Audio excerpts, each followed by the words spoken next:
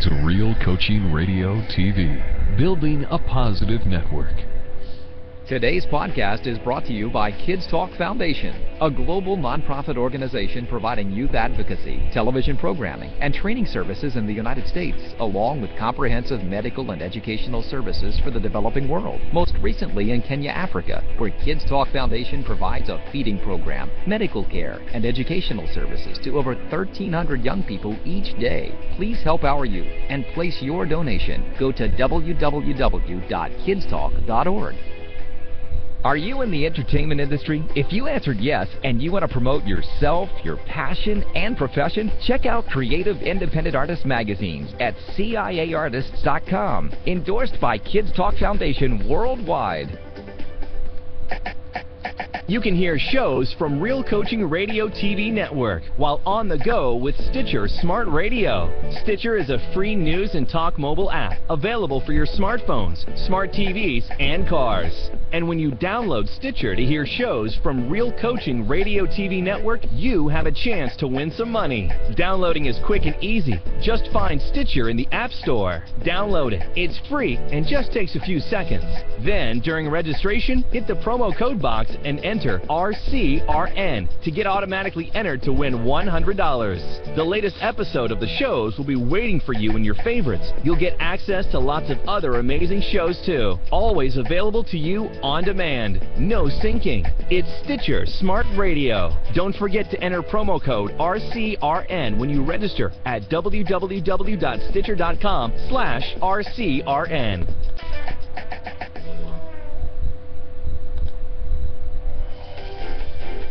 Maxed Out Money Hour is your internet TV program all about money and what makes it go around to have it work for you, or not. Host Ninon and Coach Steve will be featuring informative interviews with financial companies, CEOs, and executives, providing insights into the financial world and their products, services, operations, and an outlook for our financial future. Here are your hosts, Ninon and Coach Steve.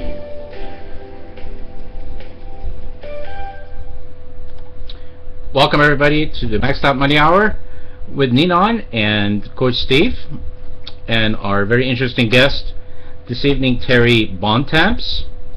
Welcome to the show, Terry and Ninon. Thank you very much. It's great to be here as usual. What have we got to talk about to start with, Steve? Well, we're going to talk about Europe. What's going on there? Let's talk about the California news.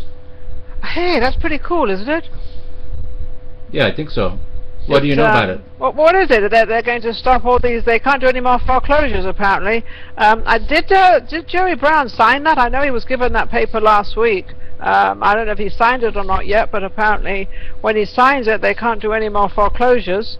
And it goes into effect, I guess, January of 2013. So everyone's going to be weighing off before then, right? Pretty interesting. I'm sure other states will jump on the bandwagon. Basically what it means that the banks have to work with their clients, their customers, to work out some kind of an arrangement so that they can prevent foreclosure at whatever it takes. And if the bank doesn't do it, make it work. Personally, myself, is that every majority of houses, unless you bought your house a long time ago, is underwater. And I think if they rectify the loan itself, obviously your payments come down. I think that's what they're going to have to probably need to do, is to get where the price is right for the house. And it's they're going to lose. But as we all say, when you're in the business, it's just a piece of paper. That's all it is. I see Terry's laughing in the back there. Which brings us to Terry, because Terry is a master note buyer. Yes. That's all he cares about is a piece of paper. Right? Paper. And making sure they pay on it, right? Yeah, of course, but there's other alternatives also. Wow. So Terry, tell our viewers a little bit about you. Like what have you done until you got on this show, and how did you get into this master note buying business? Simply, I've been buying notes since 2001. My name again is Terry Bontemps. My last name means good times in French, and I plan on having a good time with you guys today. I want to thank both of you for inviting me on the show. Perfect lead-in, huh? But anyway, I've worked as a real estate coach. I've been a mentor, a trainer, a speaker. I've worked for the top real estate education companies. I've worked for Trump, Robert Allen, a company called Nouveau Riche, and other companies. I've personally taught thousands of students across the United States how to make money in real estate. I'm an expert and authority on foreclosures. I started buying subprime notes way back in 2001. Right after 9/11, houses were upside down, and so I would call the banks and ask them to sell loans, and that's when I started. I've owned real estate in Florida, Arizona, California, Nevada, New York, and Illinois. My largest real estate deal I worked on as far as notes has been $40 million. A bank in California had 174 loans that were upside down. All first mortgages were 90 days plus late. They wanted to sell that package. It was owed $40 million. I found a hedge fund that wanted to buy it, and they offered $22 million. Unfortunately, the bank didn't take it, but that was a great learning experience for me. Bought my first house when I was 20 years old, which was 32 years ago. I paid $32,000. Ended up losing that house to foreclosure. And after that, they say the rest is history. What year was that you lost the house through foreclosure? I was probably about 1990, 1995, roughly. Yeah, because a lot of people think this foreclosure thing never happened until just recently, the last 5 years. But we went through foreclosures many times, but let our audience know that it's not the first time that we do this. No, real estate's a cycle, and it won't be the last. So. And what did you do before 2001, Terry? I was a karate instructor. What happened after I lost that house to foreclosure, I decided, well, I've got to make some money. So I love karate. I'm a big Bruce Lee fan. I thought I was Bruce Lee, and unfortunately I didn't get any movie people wanting to do movies about me. So I started teaching karate class, and my daughter was ready for college. Come to find out I didn't have the money, so I quit karate and went back to real estate full steam. It was get rich or die trying. Seems like you have a very, very good talking voice there, that you can talk most people into anything, can you?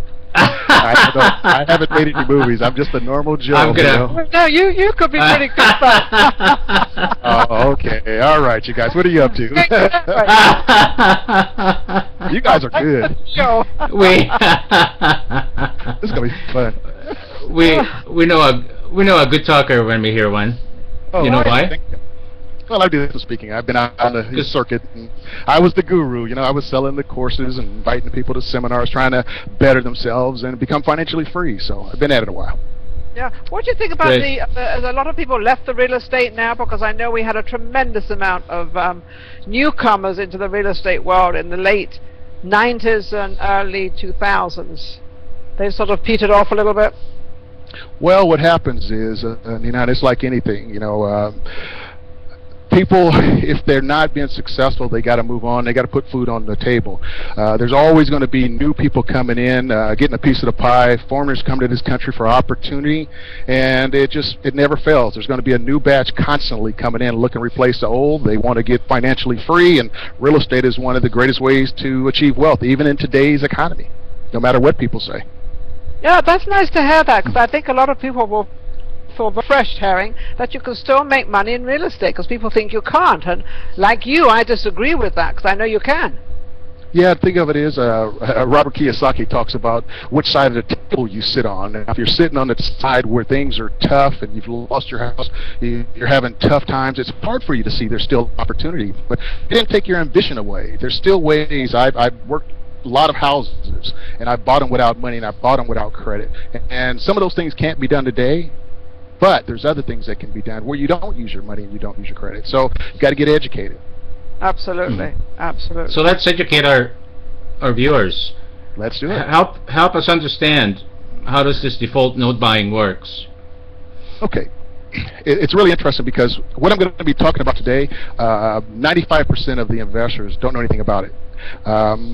People have not learned how to be the bank. They were taught how to be landlords. And unfortunately for me, again, back in 2001, I went to a seminar, and the guru, the real estate guy, was saying, hey, buy these notes, and it gets you into the door of the house. And then once you buy the note, then it puts you in control. So I'm going to talk about that. But we've all dreamed about becoming a landlord. Everybody, I think, was taught to be a landlord. Simply wanted the cash flow. But not many people have been taught how to be the bank, how to buy the note for that same cash flow, but without all the hassles of what we call the 3 T's. The 3 T's are the tenants, the toilets, and the trash. I'm a landlord. I'll die a landlord. I've been a landlord for 20 years. There's a cost, okay, to be in the business of a landlord. You got the maintenance, you got liability, you got management, you got costs.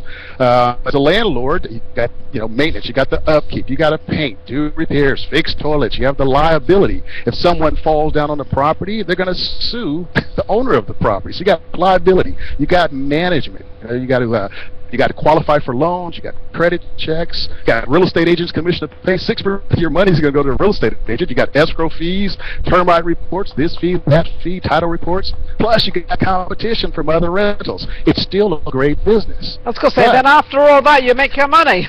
Yeah, you got a little cash flow coming in. There's still money coming in after that. It's still good. Now, as far as the bank is concerned, when you buy the note, you're still buying for the cash flow, but God, not without all that maintenance, liability, management costs.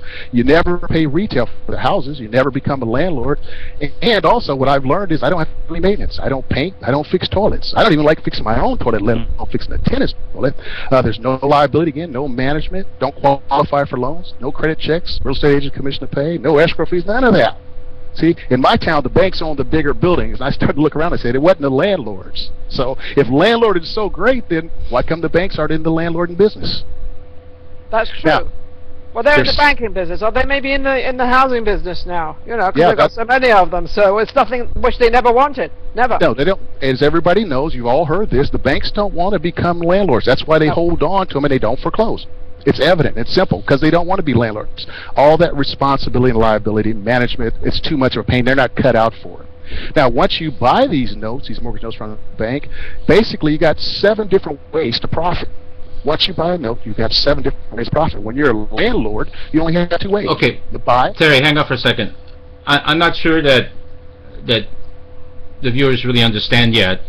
So before we talk about exiting, let's stay in it for a few more minutes. Okay. So when you're talking about buying a note, who are you buying it from? Okay, let's talk about the note. The note is nothing more than a piece of paper. It's and we'll take Nina. Nina, I need you to volunteer. Thank you.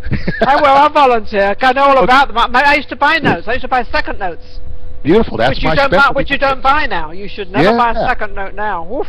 Oh, Nina, please don't say that.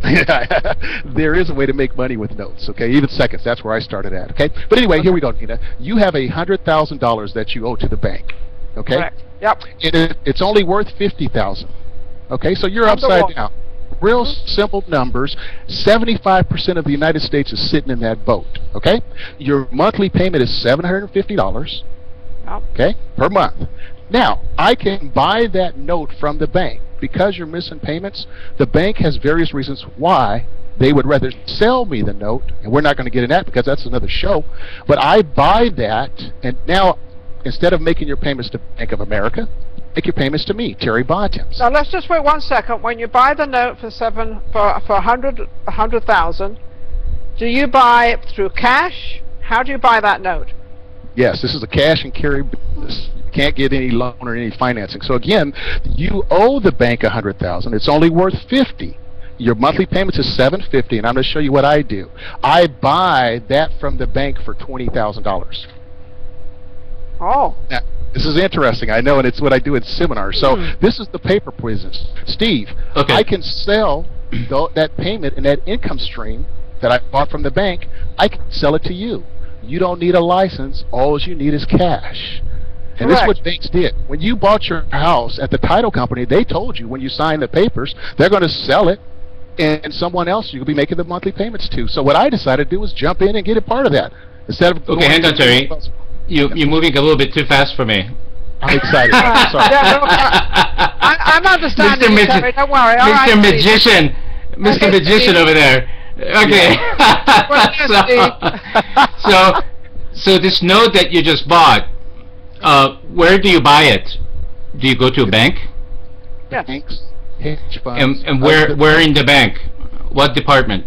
Well, we really don't want to get into that simply because there's more to it. So you know what's going to happen? People are going to watch this, and as soon as I say where to go, they'll be calling the banks. But what happens is they got to understand the whole business, Steve. This is not something that, you know, you just call and just do one piece. So well, I think you better make it a little simple, though, because there's a department they used to go to, and I don't know if they still, the REO department, which is real estate owned. They used to be able to go there to see all the foreclosures and buy notes. Let me help you. There's a certain person in the bank, it's like a needle in a haystack, that is sitting there with all these loans.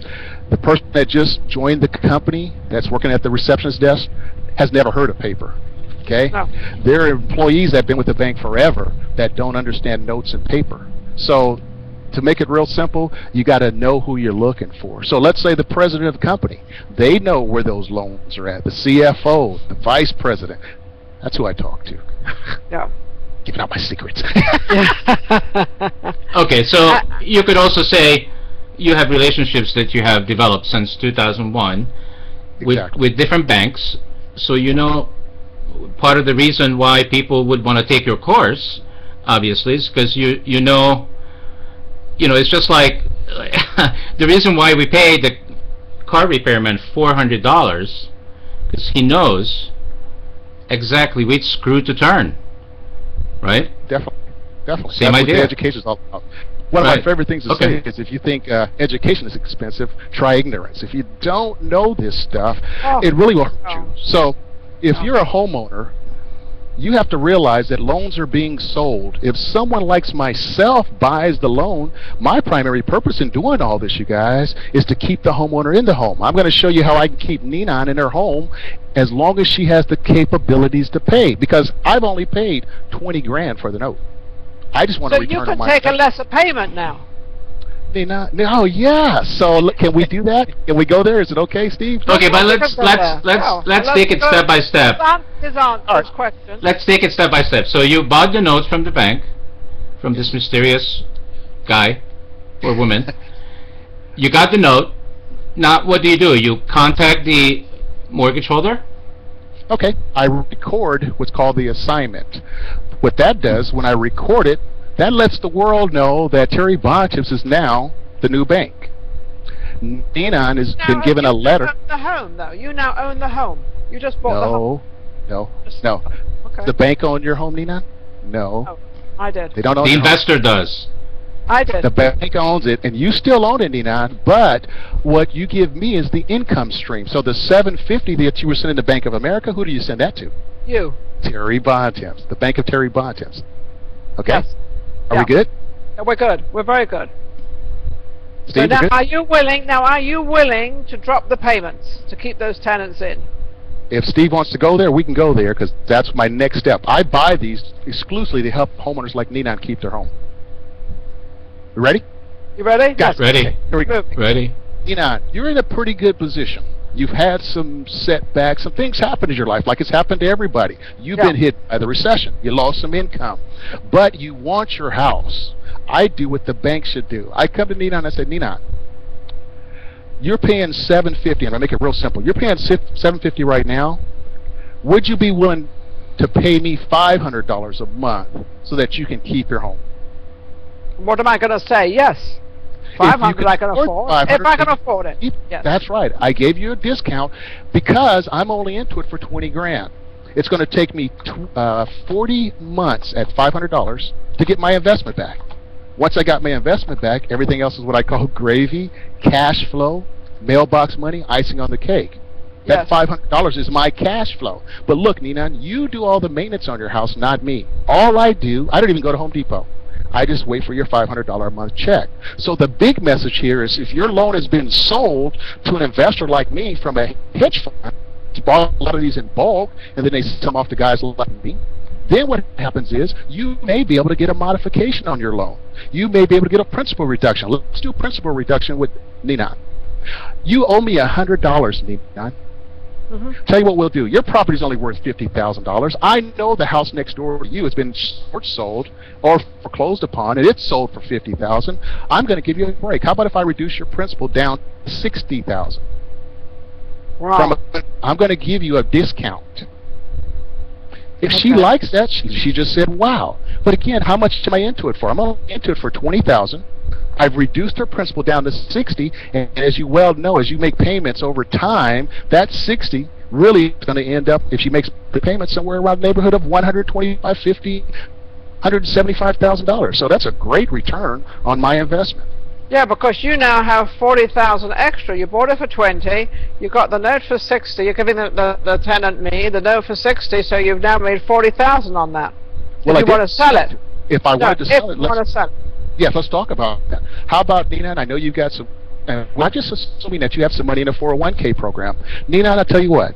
I'll give you a discount even further if you pay me off within the next 20 days. I will drop it down to $40,000.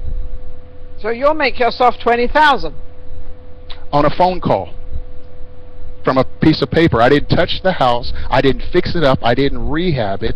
I love that. Okay, where did the 20,000 came from? That you paid? Fund. That was what he paid. Okay, so that's what I paid. Okay, so you gotta have money to do this. Right? Well, yeah, I heard of OPM. If you know what I know and you get educated and learn the business, you probably could find an investor, someone out there now that has a 401k or self-directed IRA with a little capital that's getting a terrible return. And if you could convince them that you're smart enough and you know what you're doing, you have credibility, they may let you take their money and invest it. Would they not, on that, Terry, would they not then say, you know, what's the equity in the house? And would they not want to sort of take equity against the house to protect the money they're giving you to buy the house, to buy the note? Once they pay $40,000 to me, if that's what we agree upon, there is no more mortgage. Yeah, mortgage is wiped out. And now it's free and clear. No, but I mean the 20,000. You've got to give them something for the 20,000. Oh, they're not going to just say, yeah, I'm giving you 20,000. Well, see, I don't take their money either. Okay? What I'm saying is that if Steve has 20,000, Steve, here's what I do. Watch, learn, listen, ask questions. If you think it's a good investment from you being knowledgeable about the business, you invest, you get the return of $500 a month from Nina. All I ask you to do is you pay me a fee for my training, and I will consult you and walk you through the whole process. And then you go, wow, I want another. Then you tell friends, I want another. So this is the way I make income also, is by being a consultant to Steve with investment to buy. So Steve could do this himself, when you can actually teach anybody to actually buy this and do what you do, and they can do it. Can they do? I mean, we went to a very low price of 20,000. Can they do it at such a low price? And I know that our houses out there you can buy for 20,000, but are they worth it? It's all relevant. You have to buy it. There are no bad notes out there. They're just bad pricing. So if the bank wants $50,000 for that note, that's kind of not too good of a deal for me. See, because there's no equity on my end. If they walk away, I've got a house that's worth $50,000. I paid $50,000. I come in below price. So if it's $1 million, someone owes $1 million. It's only worth $500,000. I got to buy for $200,000, $250,000. It's relevant. It's zeros. But I make it simple for the average person to say, okay, that's simple. Okay, so how does the bank makes their decision in terms of what makes sense to them? Because they're holding a mortgage. And now the mortgage is gone, it's foreclosed, they own the property, it's sitting on their books, it might have already sat on their books for 12 months, and now they got to deal with all kinds of costs. I'm just trying to get the viewers some understanding of why the banks would be motivated to do this. You just said it right there. If the bank forecloses, they do what you just said there. They got to manage the property. They got maybe homeless people that are going to break out the windows. They got liability. It's got to sit on the market. They've got costs. It's going to cost them to foreclose, and then they got to list it with a realtor, go through the process of finding somebody to qualify. If they find an investor, they've got cash. So it's a long process that costs the bank a lot of money. It's just as simple to say, you know what, and here's the other part. Take the house. Get rid of the house, because they're not in the housing business. They are not in that. They never were. They're in the money business, not the housing business. And that's the problem. The FDIC has shut down a lot of banks. Okay, and the reason those banks got shut down is because they were holding all these properties, the shadow inventory that they had foreclosed on, and it killed their loan ratios. So what happens is they go in and they shut the bank down, they close it up, and they sell the loans anyway. So the bank has to decide where they're going to take their loss. And it's quicker, easy, real efficient to just go off and sell 500. Like I told you earlier, I dealt with a bank that had 174 loans. Hey, give me a good price, you can have all 174. Yeah. Done. Yeah. And a lot of investors have done that, haven't they? There were a lot of investors really sort of made actually an awful lot of money doing what you just said. They buy them, as we say, they buy them in bulk. They buy them in bulk. That's the big business right now. Let me tell you this, though. Again, when you buy the note, Steve, it's before the foreclosure. So after the foreclosure, it can't be a note. It's an REO. So I do this while the homeowner is still in the house. Nina hadn't made her payments because she ran into some problems. So the bank is not getting their payments. They're just sitting there with an asset. Here's the thing. With the hedge funds, and it's really important to understand, they don't want to be in the property business also. So what they do is they take the paper right here and they sell it off. So they buy it, let's say, for 10 cents on the dollar. They sell it off for 20 cents on the dollar. They just made a dime real quickly on, so many properties. Stanford Curlin, who is the guy that worked with Countrywide Mortgage. Countrywide wrote up a lot of bad loans. Stanford Curlin stopped that business and then went over, started the hedge fund, and raised all kinds of money, billions of dollars, to buy from banks. So he profited on the good side, and then he went over and profited on the bad side. I go, but wow. Then he also bought all the Countrywide loans too, because he could get all those houses. He bought them one time, then he bought them another time. Countrywide, ooh, yeah, he made a ton. They made a ton of money. So there are hedge funds out there right now that are doing this business. This is not something I developed, but if you pay attention, you learn, you're always trying to watch the market, you see big hedge funds doing this. Yeah. So Stanford Curlin, if anybody wants to go on the internet and look his name up, you'll see that he's buying loans in bulk and then Terry, Nina, hang up for a second. Yeah. I just want to share something. So if you want to have your stomach turn, okay, the president of Countrywide was in the pockets of all the politicians that actually regulated the industry. He took care of all of their mortgages, gave them special deals. Correct. In return, he got what he wanted. It's the truth. He gave them what they wanted, and he got what he wanted. So it kind of... Oh, yeah. That bubble, they all scratched each other's backs. Yes. It's been going on. So what is the answer? The answer is simply this. If you're a homeowner, you really got to get some education. You got to understand there are people out there like me that want to keep you in their home. And there's other investors that want to kick you out of their home because they want to make a profit. Absolutely. So when you get somebody that buys your loan, you need to go out and do research to find out who that is. And when they start negotiating, you start negotiating with them because you do have some strength. Even in this economy, this is what's happening right now. Once again, and a lot of the homeowners can deal with the banks. They don't have to go and get a lawyer. They can go with the banks. I'm not saying it's simple, but if you've got a house and you've paid for it and you you have a note and you pay on that note and now you're not paying for it and there's a modification out there, go call the banks and ask for the modification department and start doing it. You can do that. Yeah, but it's a long, people are tired. I mean, they've been wanting help from banks. They've been looking for somebody to give them some relief. They've been waiting on the government. But what happens, here's the big problem with that. The bank has more money into this deal. So they're sitting waiting on Ninan to make her payments. If Ninan loves her credit, she's going to make her payments. If Ninan loves that house, she's been in that house. She loves the neighborhood. She goes to the PTA meetings. Everybody's friends in that neighborhood. Ninan does not want to step down to a lower class neighborhood. So Ninan would like to work something out. The problem, the bank is into it too much. They sell it to me at a discount, then I can come in and work with Ninan. So what works best, what I'm talking about is if your note is sold, okay, to a hedge fund, to an LLC, to another company, if you're a homeowner, here's your relief that you may be able to work out an agreement. Funny you should say that, because there's kind of always a way. And if you really start thinking and you start reaching out, you really can find a way. Now, what about these we've got the foreclosure sales. They say that they've stopped foreclosing. They also say the banks have a tremendous amount of foreclosed property which they're not letting anybody know about. Is that true? It's the shadow inventory. And again, why do they have the shadow inventory?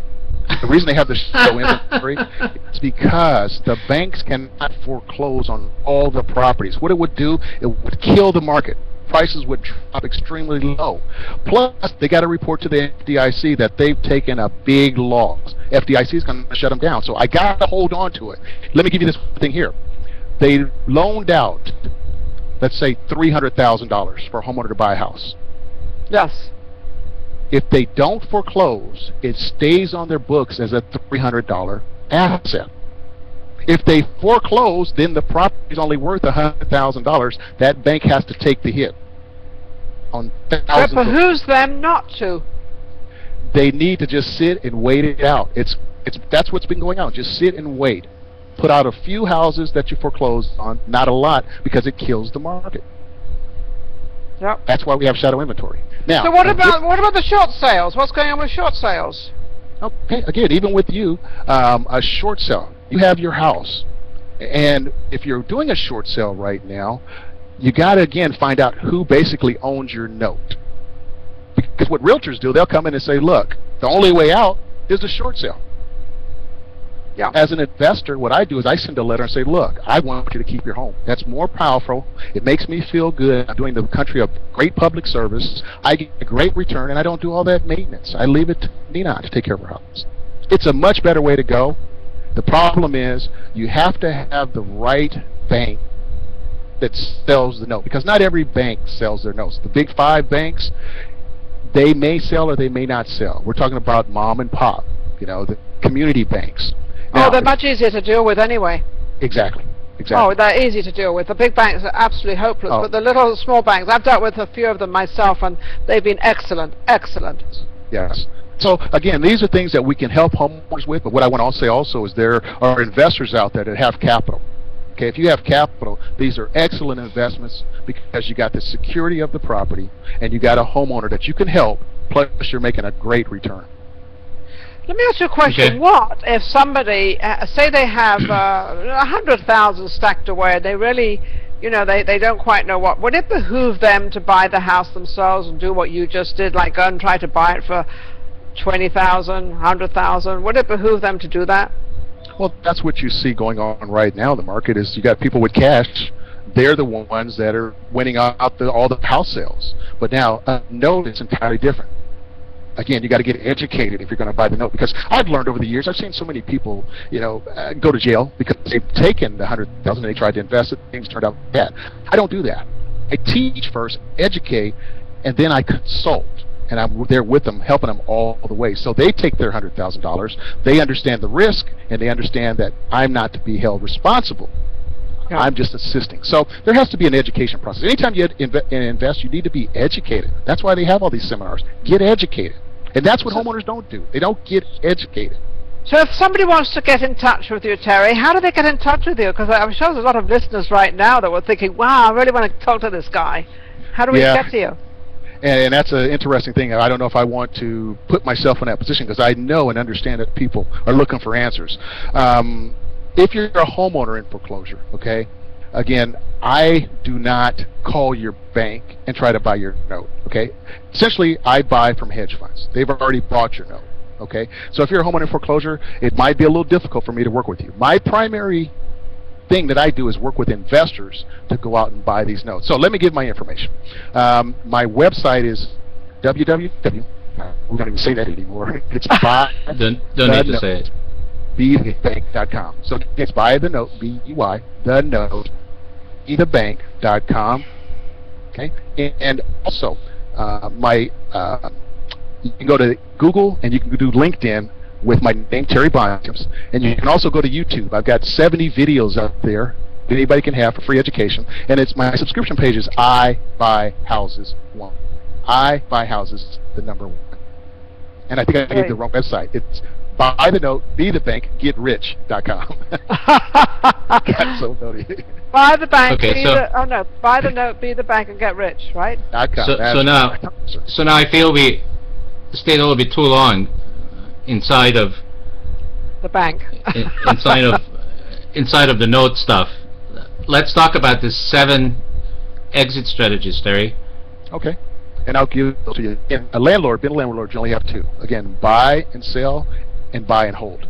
As a bank, when I own that note, when Ninan sells her house, I make a profit. Okay, if I bought right. When Ninan refinances her house, okay, if I was to do a loan modification with her, okay, I make a profit. If Ninan doesn't want her house, she can just give it to me. It's called a deed in lieu of foreclosure, and give it to the bank. I can make a profit from that if I bought correctly. Okay, I can give Ninan some cash to move on to her next spot. She realizes that that house, okay, even though she loves it, she can't afford it, or it's too big, some reason or another, I can give her cash, okay, and then she can move on with her life. Also, I can short sell the property. Again, I bought the note for 20, and if Ninan decides, you know what, I want to short sell it with a realtor, and we're going to short sell it for 40 grand, when she short sells it, I can make a profit from that because I bought for 20. And last but not least, I've had clients that wouldn't want to work. They didn't want to work with me. They just said, you know what, we're not going to deal with you. We're not going to talk to you. So I said, okay, I'm going to start the foreclosure process. And if you feel like you want to have a discussion so that you could possibly keep your home or work something out, then give me a call. That's my last solution, to foreclose on someone. And I have foreclosed on a couple owners up in Ninan's neck of the woods. Only because I didn't work with them. You had a very interesting story, actually, Terry, about a family, and this is the kind side of your side, that you actually helped this family in Vegas. You had this family that and you put money in and did everything, and then you still kind of lost, but you did a kind deed to somebody. Thank you, Nina, Tell us that story. Yep. Give us that story. It's a great story. I think you kind of saved me on my reputation there. But actually, I had bought a note in Vegas, and a bank that I work with had called me. They had given me 30 notes in Vegas. And I looked at all of them, and I decided to buy this one. When I bought it, to come to find out, the gentleman there, he was behind on his payments. He was under divorce, so he was dealing with family law court, had IRS liens. And I know all this because we have a conversation. I talked to my clients. What happened was, he went through the divorce. The bank gave the house to the wife. She didn't make the payments, so they gave it back to him, and he was $42,000 behind. I ended up paying that to keep him in his house. And I told him, I said, look, just keep making your payments, okay, you'll be fine, but you need to make payments. I ended up doing repairs on his house. I put about $5,000 of my own money into his house, and then he ended up not making the payments. So it really put me in a bad position. He fell $18,000 more behind. I had to put $18,000 more of my own money into his house. I had to hire a lawyer to see who owned the house, was it the wife or the husband. Come to find out it was community property. So in the end run, I put about $70,000 of my own money. Come to find out, the guy still wasn't making payments, so I ended up having to foreclose on him after all that. So he probably stayed in the house a good year and a half. Wow. But did you lose out on that deal, or No. What was the outcome for you? I foreclosed in the nick of time, and I ended up selling the house before the market tanked in Las Vegas. So I ended up doing okay for myself. The bigger picture of it is, that's my model that I use for my Keep Your Home program. I don't know of any other investor, anybody else that would put, $42,000, let alone $70,000 of their own money to keep someone in their house. Now, I know what's happening. The audience is going, hey, if he put, $42,000 in somebody else's house, I'm only behind $12,000. He can certainly do that for me. Okay, that's not what I do. This was a special circumstance. That was just a little situation you were in, and you just felt you were helping the people, actually. I was helping the people, but I was at risk of losing my investment too. Yes, you were. Wouldn't have done that, I would have lost. So I had to put extra in. Yeah. So that wasn't worth it. Well, it was worth it. Oh, yeah, definitely. And the guy is really nice. We were good friends. It was a great relationship. If I had to do all over again, I'd do it again. Well, that's nice. That's nice. Yeah. Well, let's hope we don't have too many of those. Well, I got testimonials from homeowners that I work with all across the United States, and they just love me because, again, I'm their lifeline. I'm helping them where someone else wouldn't have been able to. But most investors, again, they want the owners out so they can make money. I keep them in so that I make money. It's different. So tell us a little bit about how a lot of your clients have kind of benefited from what you do. It's because it sounds like they do benefit if they really go into the program the correct way. Well, how do they benefit? I'm going to give you my top client. And it's a too good to be true story, but it actually happened. I have a student that they saw me speaking, and they said, you know what, I want to learn how to be a bank. So what happened is they developed a relationship with a banker, and the banker would send them leads to buy. So this student ended up paid $9,000 for 3 mortgage notes in Baltimore, Maryland. She ended up going to the owner. The owner said they didn't want the houses. They were done. They were leaving. So they signed it over to my student. My student ended up selling property for $400,000 profit on one deal. Now, the houses had $570,000 of value, but she sold it to an investor for $400,000 and left $170,000 on the table of an investor. So my student bought the notes, and she cashed out with a $400,000 profit. Now, that was rare. Okay, that doesn't happen every day. The same student has $2,100 a month coming in from another deal that she did, and she ended up increasing her net worth $1.5 million in 10 months from buying 18 of these notes. She paid off her house, paid off her bills. She's retired. That's my millionaire story. I was going to say, how old is she now? 20? She's middle-aged, but the thing of it is, it proved the concept, and it makes me feel really good when I can help people achieve their financial dreams. So I'm a millionaire mentor because of that young lady. Awesome. All right, so Terry, it sounds like to me that your primary product is really the seminars, and then your consulting. Is that correct? Again, I'm a real estate investor. I look at houses, I look at notes, I do seminars, I do consultations. I had a lawyer call me today. He has a problem with his house, and he was talking to me about the note process. I told him, I said, hey, look, I'll charge you $300 to do what I do. And it made me feel good that a lawyer was looking at my material, and I get to charge him instead of him charging me. So I have yeah, I do various things, and it just depends on the individual. But yes, I do train, and my biggest part right now is that I work with other people that have capital. That way I don't have to use my capital, Steve. Makes sense. Use other people's money. Yeah, and the thing of it is, I have the knowledge. I mean, it's like Trump. Does Trump use his money? Never. You know, no. Never. He's smart. People want to associate with him, so that's what I want to be. So who do you think is a good candidate right now to get into this kind of stuff? To buy notes? Mm-hmm. Okay, it's someone that has some capital. Someone that, you know, again, is sitting there and their 401k is doing terrible. Their self-directed IRA is doing terrible. They're not getting any return from the bank. They're looking at their retirement and said, hey, we're not going to have enough money when we get to that certain point. These notes are excellent cash flow, and if sometimes the owner doesn't want it, then you got a property that you can go in and you can rent it, you can lease it, you could owner finance it, you can sell it. So it's a way of making a good return on your investment. And then if they don't know the business, they could always actually get in touch with you or somebody like you to help them, because they have the money, which they're not making anything on, so they want to make something on their money. So if they get somebody like you, and you need them, they need you. Exactly. Even the stock market, it's not doing that great. So, you know, we all need some capital to live on when we get to that certain age. And what happens is, because of this economic crisis, a lot of people have lost. They're behind. They're not where they want to be. They're working till, I mean, what do they put in Social Security or retirement up to 70, 75? They're going to keep extending it out. So, again, real estate has made more millionaires. I love real estate. It's been really good to me. And right now, in the debt market that we're in, where everybody's upside down, you got to buy the debt at a discount. That's how you make money in real estate. So how do you think, so if somebody is watching this and says, okay, so I have some money in my 401k, and I'm willing to take a risk to get into this business. How long does it take for them to get good enough, on an average, to make it a full-time job? I can't answer that. Everybody's different, but I will say this. The main thing you have to do is be educated. So when they come to me for training, I make sure they know what they're doing. The problem is with people, they lose on what they don't know. Okay, I teach them every aspect of the business. I show them case studies. I go back and forth with them to make sure they know what they're doing. I never leave them alone. And the way I do real estate, it's really hard to lose if you buy correctly. Again, the numbers are simple. She owes $100,000. It's worth $50,000. It's upside down. But I can buy for $20,000. Okay, I can buy for $20,000.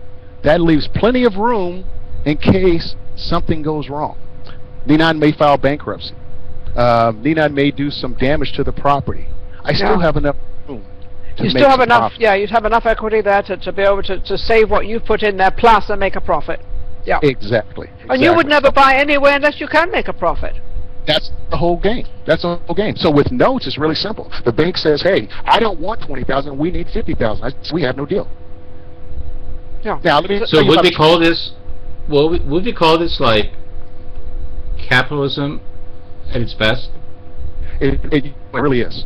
When you learn, isn't that how it's supposed to work? Yes. It is the best. I have not. I love it. I have to laugh. You're right, though. And you know what's really interesting out of all this is the average person can do it. You don't need a license. You just need to be educated. Again, I'm telling the audience, this is 95% what people don't know. You never go to a cocktail party and somebody's saying, "Hey, I'm the banker. I own mortgage notes. I give cash flow." Everybody wants to be a landlord. Everybody's a flipper. Before the mortgage meltdown, if you had equity, anybody can make money with equity. But we're in a debt market. Homeowners are like, "Wow, what can we do? We're upside down." They're stuck. So I hope this is a solution that can help homeowners, okay? Because, again, my heart really goes out. I lost my house to foreclosure. I know what it's like to be on the couch, not being able to make your payments. I couldn't get up, but something forced me up. And now when I work with homeowners, I tell them, "Hey, look, I lost my house to foreclosure. I know what you're going through. I know what you feel like. I know it hurts. Let me help you." And it's all legal. It's all civil code. They can check with their lawyers if the lawyers know what I do. And it's just legal. I love it. If it's legal, you're doing the right thing, and you're also helping a tremendous amount of people out there, which is really the main thing that you want to do. So and I just think that's a beautiful thing out there. But the funny thing is, when you think about it, everybody really needs a home. Everybody has to live somewhere. Exactly. You know what? People are always going through challenges. They got always something going on. There's always something happening. And that's life. That's what my mentor told me. He says, "Terry, if you get involved in a foreclosure business, you'll have enough business for yourself, for your kids, your grandkids, because people are always up and down. They're always adjusting." I'll tell you one story real quick. I had a client. I bought their note. I knocked on their door. They were $7,800 behind their payment. They told me that they lost their job, but now they're back working again. They didn't have $7,800, which most people don't. We just have barely enough money to get by each and every month, paycheck to paycheck. For some people, it's unemployment check to unemployment check. So I told them, "Hey, forget the $7,800. Just start making your monthly payment." They loved me. They wrote me testimonial letter thanking me. I was their lifeline. I go to bed, sleep good at night. Made a great return. That's why you've got so much energy. And by the way, yes, those big 5 banks that you were talking about, they will never knock on their customers' doors trying to help them out. Well, because they're not in the business. But they're all losing their credit rating anyway. They're all getting like their credit rating for banks is going very, very, very low. Banks are really, really in trouble, especially in Europe. Their credit ratings are going so low that now they have to put more money up front to stay open. So guess what's going to happen? Unless they get bailed out and they got more money coming in, you're going to see an awful lot of banks closing down. Yeah, unfortunately, we're not at the bottom. So no, we're not at the bottom with the banks, not at all. Yeah, there's going to be a lot more pain. I hate to say it, but the thing of it is, we got to keep living. You know what? No one expected to lose their job. You know, when you signed that mortgage, you signed to make the payments when times were good. Now all of a sudden, the economy's hit, and it's turned people's lives upside down, and people are feeling guilty about it. Guess what? You didn't agree to sign the note in a bad economy when your house is upside down. You know, don't blame yourself. You got to protect your family, do what's best for you, and move on. I think that's a good message for our audience out there, that it isn't their fault, and don't feel guilty about it, but just obviously do the best you can and take responsibility, and however you can get out of your mess, get out of it. But you're not the only one out there. And there's a lot of people that are filing bankruptcy. It used to be terrible to have a bankruptcy. Now, it's okay. It's normal. The cities are going out of bankruptcy. Vallejo and Stockton. The whole city's in bankruptcy, so it's not just you. The big thing you got to do is get over this, move on, and try to move ahead. Let me tell you this. You can buy another house if you learn the correct strategies. Even though your credit's shot, you can still buy another house. But again, you got to get educated. Okay, you got to go to those seminars. What those gurus and real estate guys are teaching, it works.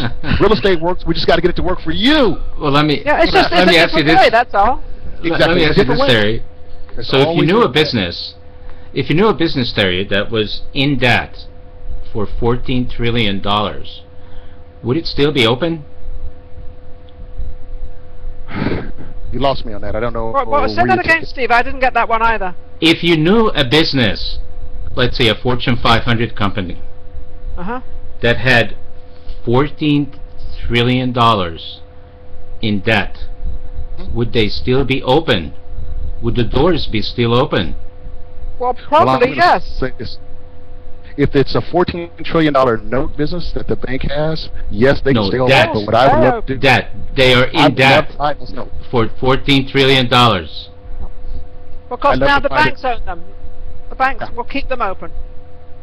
I don't know how it all works. I'm not that smart. I don't have a college degree. One thing I know is real estate. I know notes. If there's 14 trillion of notes that haven't been paid, or 17 trillion, whatever your number was, if I buy those notes for 7 trillion, 6 trillion, and it may be thousands and thousands of loans, I'm going to do good with that. I'm going to make a great return. And that's what the hedge funds see. I can sell off some. I can keep some. It's just a great business. I was actually talking about the United States of America. See, I can't comment. I'm not an economics. I'm a real estate. There's a lot of people out there that own an awful lot of very, very, very large buildings. There is no way the banks are going to let them go. They're going to hold on to it, because in actual fact the banks own them, not the owner, because the banks have the loan on them. The banks have the problem. The last thing they want to do is own this thing, so they go through and they work with who owns it. They do that an awful lot right now, especially with the big buildings. They'll work with them. Hotels, any of them, they'll work with them. Well, how about the commercial buildings? Here it goes. Yeah. A person borrowed $2 million. The property is only worth 1.5, and they were supposed to be able to refinance to get a new loan. They can't refinance. Everybody's stuck. No. So how they're not going to give it back. The banks are not going to take it back, because if they take it back, they're going to have all this property. They don't want that. So it's a good problem to have if you're on the right side of the fence. Look at the bank's problem and see how you can take advantage of it. And that's what I've done. Yep. Absolutely. And you can. That's capitalism. And you can do it legally, you can do it the right way, and there's not a problem. It's being done. The rich stay rich because they figure it out. But also, I think, you said, Terry, there's one thing you have to do is have the education. You must know what you're doing. You can't sit at home and try to talk about real estate when you haven't been educated. It just doesn't work. You always lose. You don't know what your advantages are. So you got to get smart. Like I said earlier, if you think education is expensive, try ignorance. And I don't mean that negatively, but I've found out that I need to go out, get educated. I need to spend money on my education so that I become a better real estate investor, an educated real estate investor, so I can do well with my life and provide for my family. And that's what I've done. So you know what you're doing. So if you come up with somebody asks you a question, you can answer it. When you come up with a problem, you can solve the problem. Because you know what? You've been educated. There's no problem I can't solve. I know how to fix it. Now, if the banks work with me, it's easy. If they don't work with me, I'm sorry, I can't. The real estate, you don't want to work with them. If they're not going to work with you, why would you want to work with them? You know. Yeah, I can't do anything. So that's where I can't save the homeowners. So homeowners, please don't think that every single one of you are going to be able to be saved by this concept. I guarantee you there are companies out there like G8 Capital. They're doing this on a constant basis. And that's how money's being made in real estate right now. Thousands and thousands of loans are being sold. Nobody sees it. The realtors are not even involved.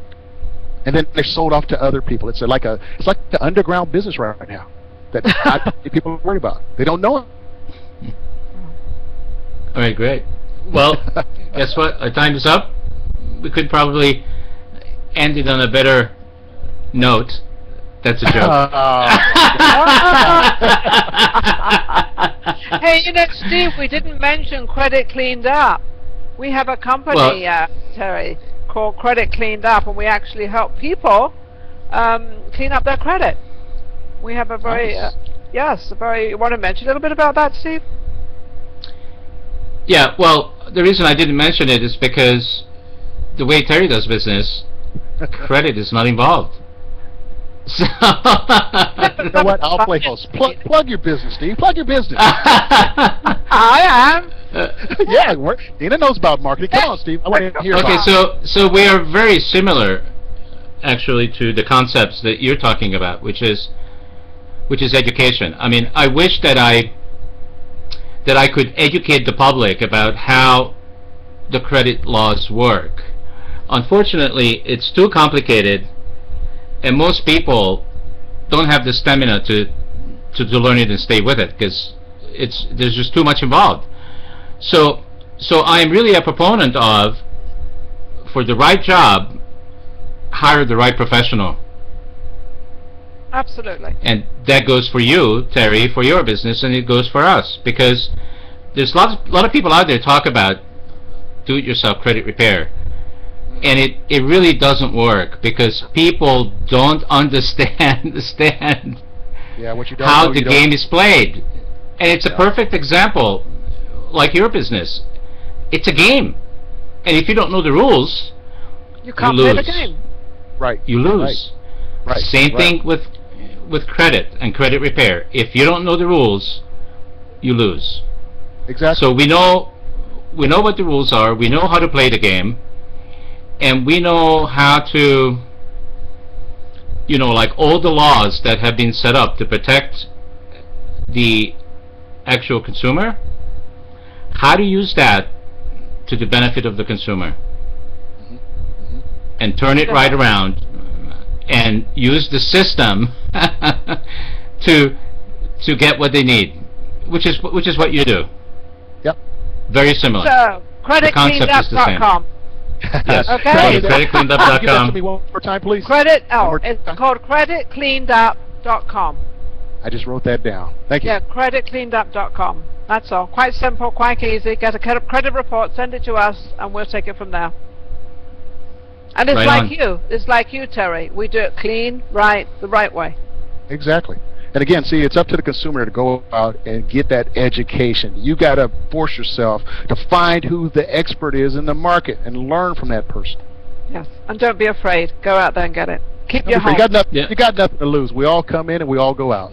Yeah, but we all come in with one breath and we all leave with one breath. It's what we do in between. I lost my house to foreclosure. I lost my credit, but I didn't lose my desire to become a real estate investor and stay with it and stay with it and stay with it. I did it. Good for you.